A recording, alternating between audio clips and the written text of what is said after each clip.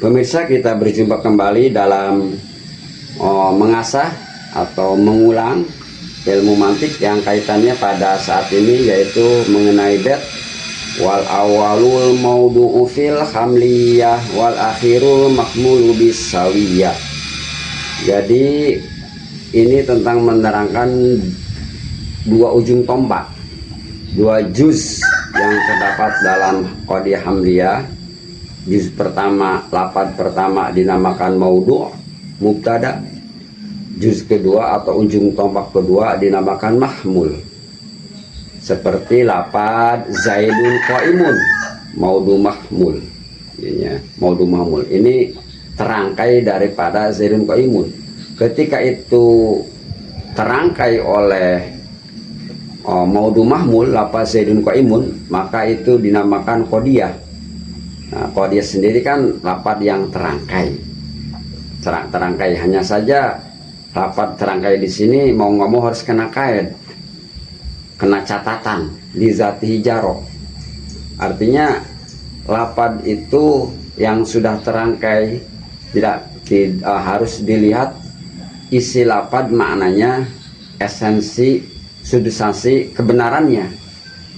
Tergantung nanti siapa yang melontarkan itu perkataan dan bagaimana isi perkataan itu, maka harus dipertanggungjawabkan itu perkataan, memberikan dampak manfaat atau mafsadat. Karena tidak sembarangan orang melontarkan perkataan, harus ada nilai kebaikannya, faidahnya. Nah, ketika seseorang menyampaikan perkataan yang memang itu memberikan faidah, artinya perkataan baik itu tidak cukup. Loh, kok bagaimana? Ya, artinya ketika seseorang mau menyampaikan kebenaran, perkataan kebenaran, melontar kebenaran, itu harus lihat situasi dan kondisinya, ya, agar tepat sasaran. Sekalipun orang menyampaikan kebenaran ketika tidak tahu akan situasi dan kondisinya, itu tidak akan tepat sasaran. Artinya bil wad'i, ya, kalamuna labdun mufurun kastakim. Jadi menyampaikan kebenaran itu harus sesuai segala situasi dan kondisinya agar tepat sasaran dan mengena. Ya, artinya supaya FYP lah kalau bahasa di konten mah, harus bisa membaca momen. Karena kalau tidak bisa membaca momen, artinya menempatkan perkataan, melontarkan perkataan tidak pada situasi kondisinya, ya namanya sia-sia.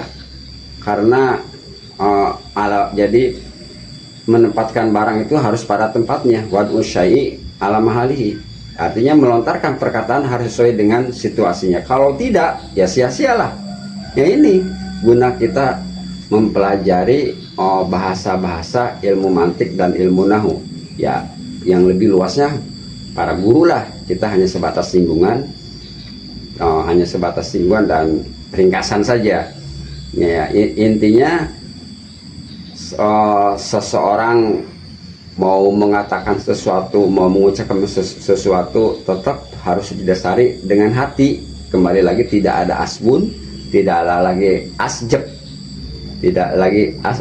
Nah, sama halnya orang berdakwah itu merangkai kata-kata.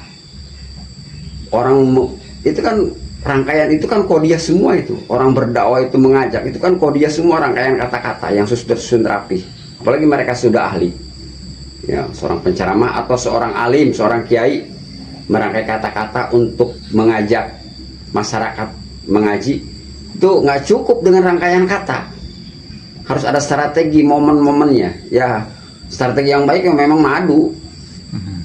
Ya, Anda mengajak masyarakat, Anda sendiri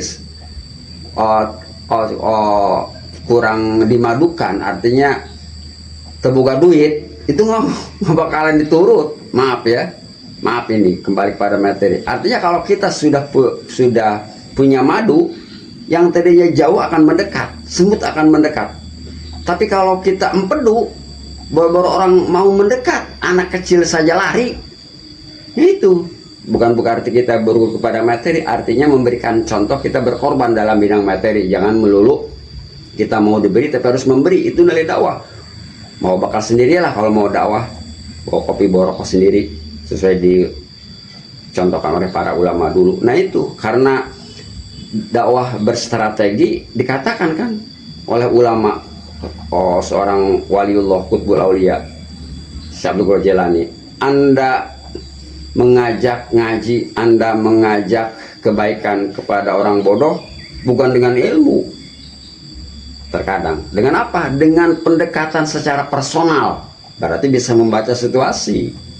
Karena dengan ilmu terkadang orang lari, kaget. Makanya dalam teori apa, ibarat sorop itu pertama kali dicantumkan lapad nasora yang suruh, ya artinya orang itu kalau mau ngaji ditolong lah, jangan dipersulit, ditolong dulu, dipermudah, kalau perlu mah dibiayai, artinya secara personal dari hati ke hati. Kalau orang sudah dibaikin, seolah kita dipermudah, diajak, nggak dibayar kopi, dibayar rokok, bahkan difasilitasi, tidak dorong bayar dirimu, gebuk gajah lemah, nggak digebuk, makanya kesukaan terbuka hatinya fatayab tahu, yaitu singgungannya. Semua juga ibarat-ibarat dalam ilmu itu mengandung apa ya, nilai hikmah atau apa, makna-makna yang tinggi lah. Mimbahri ma'ani lujaja, teramat luas kalau kita gambarkan, teramat luas seperti ombak begitulah, teramat luas ilmu itu. Kita hanya singgungan saja. Demikian, semoga bermanfaat.